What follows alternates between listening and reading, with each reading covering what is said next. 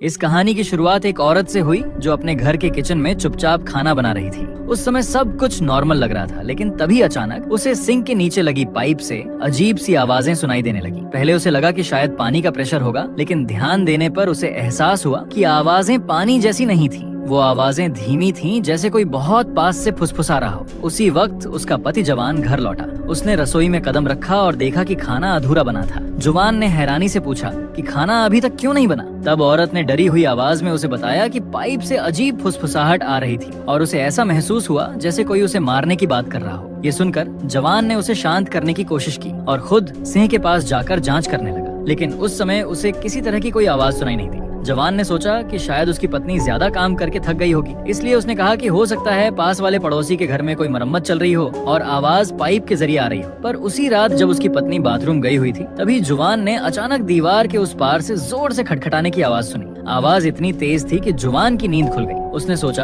कि जरूर पड़ोसी जानबूझकर शोर कर रहा होगा। गुस्से में उसने दीवार की तरफ मुंह करके जोर से चिल्लाया और पड़ोसी को चुप रहने के लिए कहा। कुछ पल के लिए सब कुछ शांत हो गया और वह फिर से सोने की कोशिश करने लगा, लेकिन जैसे ही उसने आंखें बंद की, वहीं खटखटाने की आवाज दोबारा शुरू हो गई। परेशान होकर जुवान घर से बाहर निकला और सीधे पड़ोसी के घर चला गया। उसने दरवाजे की घंटी कई बार दबाई, लेकिन अंदर से किसी ने भी जवाब नहीं दिया। ये देखकर जुवान और भी उलझन में पड़ गया। अगर पड़ोसी घर पर नहीं था तो फिर यह आवाजें कहाँ से आ रही थी? इसी सवाल के साथ वह भारी मन लेकर वापस अपने घर लौट आया। जैसे ही वह अंदर घुसा, तभी उसे अचानक एहसास हुआ कि खटखटाने की असली आवाज दीवार के उस पार से नहीं, बल्कि उसके अपने बाथरूम से आ रही थी। ये समझते ही जुवान तेजी से बाथरूम की ओर दौड़ा, जहाँ उसने देखा कि उसकी पत्नी बाथरूम की दीवारों से खुद ही टकरा रही थी, जैसे किसी अदृश्य ताकत ने उसके शरीर पर पूरी तरह कब्जा कर लिया हो। ये देखकर जुवान ने उसे पकड़ने और रोकने की बहुत कोशिश की, लेकिन उसकी पत्नी खुद को लगातार चोट पहुंचाती रही और आखिर में उसकी पत्नी की वहीं मौत हो गई। इस दर्दनाक घटना के बाद जुवान पूरी तरह टूट गया। सदमे की हालत में उसे मेंटल हॉस्पिटल में भर्ती करा दिया गया,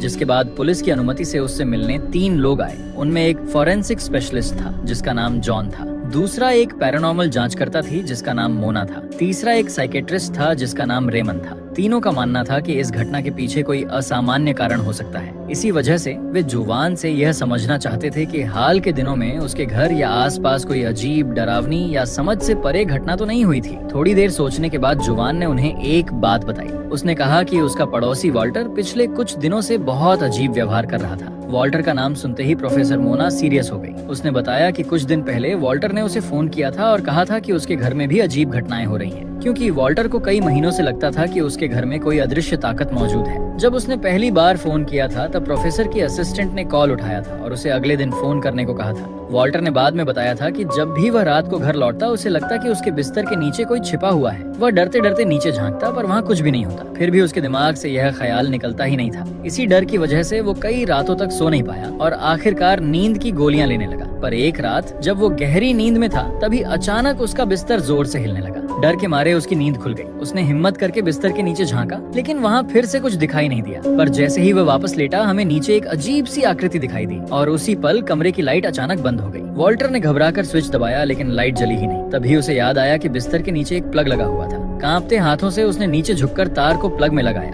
जैसे ही बिजली आई, उसे साफ महसूस हुआ कि कोई इंसानी सी आकृति कमरे से तेजी से बाहर भाग गई। डर के मारे वॉल्टर तुरंत कंबल के अंदर घुस गया। उसने आंखें बंद कर लीं और भगवान से प्रार्थना करने लगा, क्योंकि अब उसे यकीन हो चुका था कि उसके घर में कोई ऐसी चीज मौजूद थी जो इंसान नहीं थी। फिर अगली सुबह जब वह उठा तो पूरा घर बिखरा हुआ था। डर और घबराहट में वॉल्टर ने तुरंत प्रोफेसर को फोन किया। उसने हांफती हुई आवाज में बताया कि अब वो साया सिर्फ चीजें नहीं हिला रहा था, बल्कि उसे साफ दिखाई भी देने लगा था। उसने मदद की गुहार लगाई और कहा कि अब मामला बहुत आगे बढ़ चुका है, लेकिन फोन पर प्रोफेसर की असिस्टेंट ने सबूत न होने की वजह से फिर से मदद करने से मना कर दिया। फिर उस रात वॉल्टर ने तय किया कि उसे सबूत इकट्ठा करना होगा, इसलिए उसने एक कैमरा खरीदा और अपने कमरे में इस तरह लगाया कि रात की सारी गतिविधियां रिकॉर्ड हो सके। जिसके बाद कैमरा ऑन करके वॉल्टर सोने की कोशिश करने लगा, लेकिन कुछ ही देर बाद एक अजीब आवाज से उसकी नींद खुल गई। जब उसने खिड़की की ओर देखा तो उसे एक डरावना साया दिखाई दिया। वो घबरा गया और तुरंत लाइट जला दिया, लेकिन रोशनी फैलते ही साया गायब हो गया। इसके बाद उसने कैमरा उठाया और रिकॉर्डिंग देखने लगा, जहाँ पर उसने देखा कि जब वह सो रहा था तब एक भयानक आकृति उसे घूर रही थी और फिर धीरे धीरे अलमारी की ओर चली गई थी। ये देखकर वॉल्टर डर गया और अलमारी की ओर देखने लगा। फिर उसने हिम्मत जुटाया और अलमारी का दरवाजा खोला, लेकिन अंदर उसे सिर्फ उसके पुराने कपड़े ही लटके हुए दिखाई दिए। तभी उसने वीडियो को थोड़ा पीछे करके दोबारा ध्यान से देखा तो उसे एक सच्चाई समझ में आई कि वो अजीब साया अलमारी से नहीं बल्कि उसके बिस्तर के नीचे से बाहर आया था। तब अचानक अलमारी का दरवाजा अपने आप खुल गया और उसके अंदर वही भयानक साया मौजूद दिखा।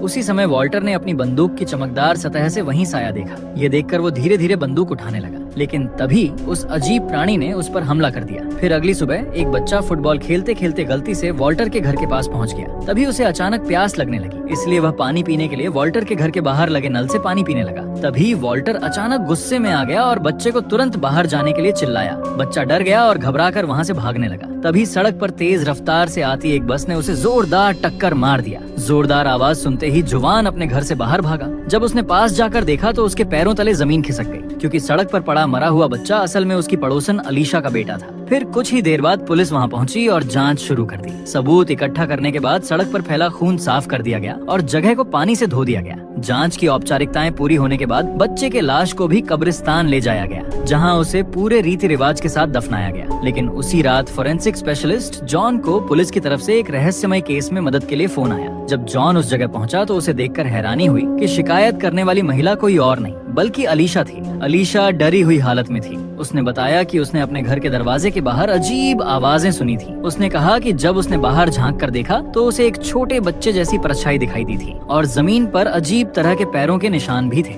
ये सुनकर जॉन बाहर जाकर हालात देखने लगा। तभी उसकी नजर उस जगह पर पड़ी जहाँ बच्चे की लाश रखी हुई थी। ये देखकर जॉन ज्यादा हैरान नहीं हुआ। उसे लगा कि यह कोई अलौकिक घटना नहीं बल्कि अलीशा के दिमाग का भ्रम हो सकता है। उसके मन में शक पैदा हुआ कि अपने बेटे की मौत का सदमा अलीशा सहन नहीं कर पा रही थी और शायद उसी हालत में उसने खुद ही कब्र से बेटे का लाश निकाल लिया हो। जॉन और पुलिस जब इसी बात पर चर्चा कर रहे थे तभी टेबल पर रखा दूध का गिलास अचानक अपने आप गिर पड़ा। यह देखकर जॉन एक पल के लिए चुप हो गया। फिर कुछ सोचने के बाद उसने सुझाव दिया कि बच्चे की लाश को उसकी माँ की नजरों से दूर चुपचाप फिर से दफना दिया जाना चाहिए और इस अजीब घटना को पुलिस रिपोर्ट में दर्ज न किया जाए। उसके मुताबिक अगर ये बात बाहर आई तो हालात और बिगड़ सकते थे। दरअसल इस केस का जिम्मेदार पुलिस ऑफिसर फ्यूज अलीशा का एक्स बॉयफ्रेंड था। इसी वजह से जॉन, जो फ्यूज का करीबी दोस्त था, उसकी मदद करना चाहता था और इसलिए वह उसे यह सलाह दे रहा था कि अगर यह सच्चाई सामने आ जाती कि अलीशा ने अपने बेटे की लाश कब्र से निकाली थी तो उस पर गंभीर सवाल उठते और उसे मानसिक अस्पताल भेज दिया जाता। इस स्थिति से बचने के लिए जॉन ने सलाह दी कि रिपोर्ट में लिखा जाए कि लाश की हलचल मौत के बाद मांसपेशियों की प्रतिक्रिया के कारण हुई थी। साथ ही उसने अलीशा को शांत रखने के लिए दवाइयां देने की भी सलाह दी ताकि वह सदमे से उभर सके। इसके बाद जॉन जब घर से बाहर निकला तो उसकी नजर सड़क के उस पार खड़ी एक महिला पर पड़ी। वो महिला कुछ तस्वीरें खींच रही थी। जॉन को वह जानी पहचानी सी लगी, इसलिए वह उसके पास चला गया। थोड़ी बातचीत के दौरान उसे पता चला कि वह कोई और नहीं बल्कि मोना थी, एक पैरानॉर्मल एक्टिविस्ट और रिसर्चर जो अलौकिक और रहस्यमयी घटनाओं पर काम करती थी। जॉन ने उससे पूछा कि वह यहाँ क्या कर रही थी। मोना ने बताया कि उसने इस इलाके में हो रही अजीब घटनाओं के बारे में सुना था और सच्चाई जानने के लिए यहाँ आई थी। जॉन ने उससे साफ शब्दों में कहा कि अगर वह सच में अलौकिक घटनाओं पर काम कर रही है तो उसे इस केस की जांच में उसका साथ देना चाहिए। इसके बाद दोनों अलीशा के घर के ड्राइंग रूम में बैठे और अब तक हुई सारी घटनाओं पर चर्चा करने लगे। तब जॉन ने बताया कि वह पिछले 15 सालों से एक फोरेंसिक विशेषज्ञ के रूप में काम कर रहा है, लेकिन अपने पूरे करियर में उसने ऐसा रहस्यमय और उलझा हुआ केस पहले कभी नहीं देखा था। ये सुनकर प्रोफेसर मोना ने कहा कि जो कुछ इस इलाके में हो रहा था वह किसी सामान्य अपराध या हादसे का नतीजा नहीं लग रहा था। उसके मुताबिक ये घटनाएं किसी गहरी और डरावनी शक्ति की ओर इशारा कर रही थी। उसी समय एक छोटा बच्चा जो अपना खिलौना ढूंढते ढूंढते भटक गया था, गलती से दीवार के आर पार होकर उस कमरे में आ गया। पर जैसे ही उसकी नजर कमरे में रखे लाश पर पड़ी, वो डर के मारे वहीं रुक गया। तभी अचानक उस लाश का सिर धीरे धीरे घूमकर सीधे बच्चे की तरफ देखने लगा। उसी डरावने माहौल के बीच मोना ने जॉन को कुछ तस्वीरें दिखाई। ये तस्वीरें वॉल्टर के घर से ली गई थी। जब जॉन ने एक पुरानी तस्वीर देखी तो उसने उसे सिर्फ एक इत्तेफाक मान लिया, लेकिन प्रोफेसर मोना की नजर अलग थी। उसने उस तस्वीर में कुछ ऐसा देखा जिसे जॉन नजरअंदाज कर गया था, क्योंकि मोना को यकीन था कि वॉल्टर के घर में हुई घटनाएं और यहाँ हो रही ये डरावनी बातें आपस में जुड़ी हुई थी। तभी अचानक बाहर से एक बच्चे की जोरदार चीख सुनाई दी। आवाज इतनी तेज थी कि दोनों चौंक गए और वे तुरंत उस दिशा में दौड़े, लेकिन वहाँ पहुंचकर देखा कि आसपास कोई भी नहीं था। उसी पल मोना की नजर दरवाजे पर पड़ी। ये देखकर वह समझ गई कि कोई ना कोई अभी अभी अंदर आकर गया है। हालात को बिगड़ने से रोकने के लिए दोनों ने जल्दी से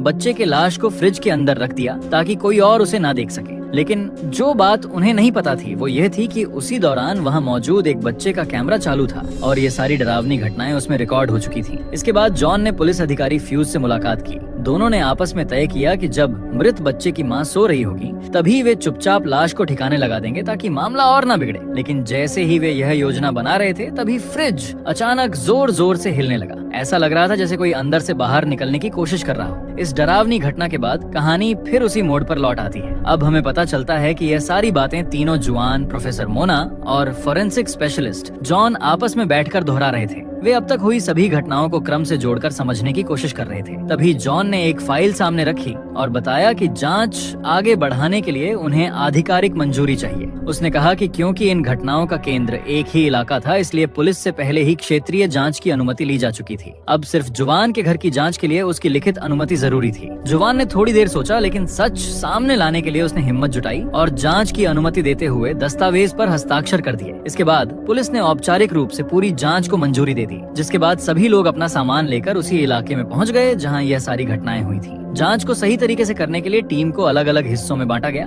लीड इन्वेस्टिगेटर मोना जुवान के घर की जांच के लिए गई क्योंकि वहीं से यह सब शुरू हुआ था। बाकी दो इन्वेस्टिगेटर वॉल्टर के खाली पड़े घर की तरफ रवाना हुए जहां सबसे ज्यादा अजीब घटनाएं दर्ज की गई थी, और वहीं चौथा इन्वेस्टिगेटर उस बच्चे के घर पहुंचा जिसकी बस एक्सीडेंट में मौत हुई थी। इसी दौरान बिजली ना होने की वजह से फ्यूज ने प्रोफेसर से पूछा कि क्या बिजली वापस चालू करवाई जाए ताकि जांच आसानी से हो सके, लेकिन रेमन ने तुरंत मना कर दिया। उसका मानना था कि अंधेरे में आत्माएं ज्यादा सक्रिय होती हैं और अगर इस केस की सच्चाई सामने लानी है तो अंधेरा बनाए रखना जरूरी है। फिर जब दोनों रसोई में पहुंचे तो उन्होंने देखा कि कुछ बर्तन अजीब तरह से अलमारी के ऊपर चिपके हुए थे। जैसे ही रेमन ने एक बर्तन को छूने की कोशिश की तभी एक चाकू अचानक हवा में उठा और उसके हाथ में गहराई तक कट लग गया। ये देखकर फ्यूज मदद के लिए आगे बढ़ा। तभी रेमन ने और भी डरावनी बात देखी, जहाँ पर अलमारी के अंदर कुछ ऐसा छिपा था जो उसके खून को पी रहा था। घबराकर फ्यूज ने तुरंत अपनी बंदूक निकाल ली, लेकिन रेमन ने उसका हाथ पकड़कर उसे गोली चलाने से रोक दिया। उसने धीमी आवाज में कहा कि गोली चलाने से हालात और बिगड़ सकते हैं। इसके बाद रेमन ने हिम्मत जुटाकर धीरे धीरे अलमारी का दरवाजा खोला।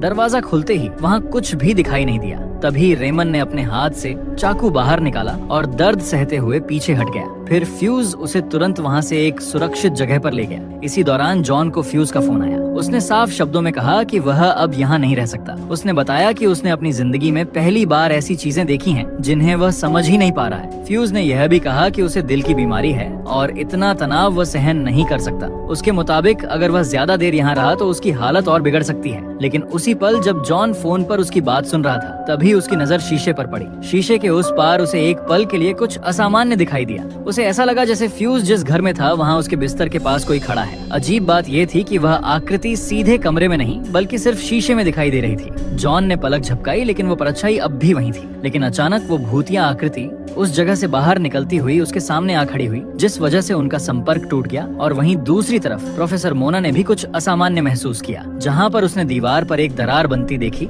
उसी समय फ्यूज रेमन के पास पहुंचा और कहा कि वह तुरंत यहाँ से जाना चाहता है। लेकिन तभी रेमन को एक नया सुराग मिला और उसने फ्यूज से उस पर ध्यान देने को कहा। जब दोनों ने एक साइड से बिस्तर के नीचे देखा तो उन्हें वहाँ कुछ भी नहीं मिला। लेकिन जैसे ही वे दूसरी तरफ मुड़े तो सामने का दृश्य देखकर दोनों सन्न रह गए, क्योंकि पूरा कमरा अजीब और डरावने जीवों से भरा हुआ था। इस पर रेमन का मानना था कि अंधेरा और रोशनी एक ही जगह पर एक साथ मौजूद रहते थे, बस सही नजरिए की जरूरत होती थी। ये सब देखकर फ्यूज खुद को संभाल नहीं पाया और तुरंत घर से बाहर भाग गया। लेकिन कुछ कदम बाद उसे एहसास हुआ कि उसे जॉन को भी साथ ले जाना चाहिए। इसलिए वह जॉन के घर पहुंचा और कई बार आवाज लगाई, लेकिन जॉन ने कोई जवाब नहीं दिया। तभी उसकी नजर कमरे के एक कोने में रखी अलमारी पर पड़ी। अलमारी के दरवाजे पर ताजे खून से बना एक हाथ का निशान साफ दिखाई दे रहा था। फ्यूज का दिल जोर से धड़कने लगा। डरते हुए कांपते हाथों से उसने अलमारी का दरवाजा खोला। दरवाजा खुलते ही उसके पैरों तले जमीन खिसक गई। अंदर जॉन की लाश पड़ी थी। उसका शरीर ठंडा पड़ चुका था और उसकी आंखों से खून बह चुका था। उधर प्रोफेसर मोना दीवार की दरारों की जांच कर रही थी। तभी उसने देखा कि वहाँ एक आदमी छिपा हुआ था और वह आदमी कोई और नहीं बल्कि वॉल्टर था, जो काफी समय से गायब था। उसी वक्त फ्यूज वहाँ पहुँचा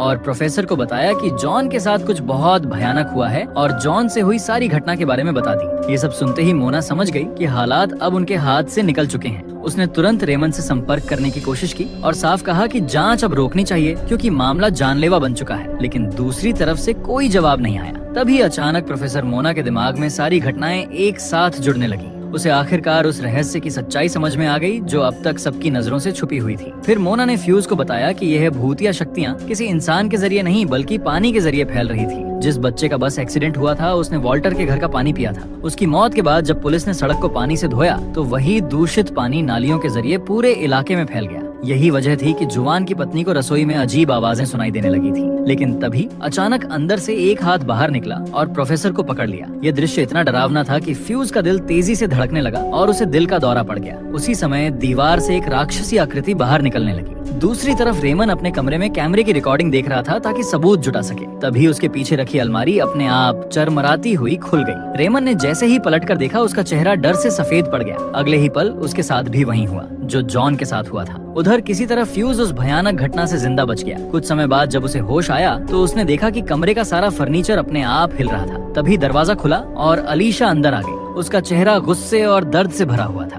फ्यूज ने उसे देखते ही मदद की गुहार लगाई, लेकिन अलीशा ने उसकी एक भी बात नहीं सुनी। वह उस पर चिल्लाने लगी और अपने बच्चे को नुकसान पहुंचाने का दोष फ्यूज पर लगाने लगी। फिर उसने उस वीडियो का जिक्र किया जिसे उस लड़के ने अपने मोबाइल में रिकॉर्ड किया था। अलीशा ने बताया कि उस वीडियो में फ्यूज साफ दिखाई दे रहा था, जहां वो एक लाश को छिपाते हुए दिख रहा था। लेकिन फ्यूज के बार बार माफी मांगने पर अलीशा थोड़ी नरम पड़ गई, क्योंकि दोनों का कभी रिश्ता रह चुका था। इसके बाद जब फ्यूज उसके कार में बैठने वाला था तभी उसने बच्चे की लाश देख ली। ये देखकर फ्यूज का दिल बैठ गया। उसी पल उसे एहसास हो गया कि अलीशा पूरी तरह अपना मानसिक संतुलन खो चुकी है और अब हालात उसके काबू से बाहर हो चुके हैं। डर के मारे वो बिना कुछ कहे तुरंत दूसरी कार की ओर चला गया। जैसे ही उसने गाड़ी स्टार्ट करने की कोशिश की तभी मोना की आत्मा उसके पास आ गई। उसे देखते ही वह बुरी तरह घबरा गया। जल्दी से गाड़ी चालू की और वहाँ से भाग निकला। लेकिन कुछ दूर जाने के बाद उसने अचानक सड़क किनारे गाड़ी रोक दी। उसका दिमाग तेजी से चल रहा था। वह जानता था कि भागने से कुछ भी खत्म नहीं होगा। अगर उसने अभी कुछ नहीं किया तो यह अभिशप्त ताकतें और लोगों की जान लेती रहेंगी। इसलिए वह वापस मुड़ा और तेज रफ्तार से उसी जगह पर पहुंच गया। वहां पहुंचते ही उसने अपनी कार की डिक्की खोली और पेट्रोल के 2 डिब्बे निकाले। उसका इरादा साफ था। वो उस अभिशप्त घर को जला देना चाहता था ताकि यह रहस्यमय और डरावनी ताकतें हमेशा के लिए खत्म हो जाएं। लेकिन जब वह अलीशा के घर पहुंचा तो उसने देखा कि अलीशा ने फांसी लगा ली थी। यह दृश्य देखकर वह हिल गया, लेकिन उसने खुद को संभाला और पूरे घर में पेट्रोल डाल दिया। पर जैसे ही उसने माचिस जलाई वह बार बार बुझने लगी। तभी उसने देखा कि जॉन पास खड़ा था और हर बार माचिस बुझा रहा था। ये देखकर फ्यूज बुरी तरह डर गया। फिर बिना समय गंवाए उसने अपनी रिवॉल्वर से पेट्रोल पर गोली चला दी, जिससे घर में आग लग गई और आग की लपटों ने पूरे घर को घेर लिया। फिर 5 साल बाद 3 अजनबी जवान से मिलने आए। उन्होंने उससे पूछा कि क्या वह फॉरेंसिक विशेषज्ञ जमुना और 2 प्रोफेसरों को जानता था। जवान ने हाँ में सिर हिलाया,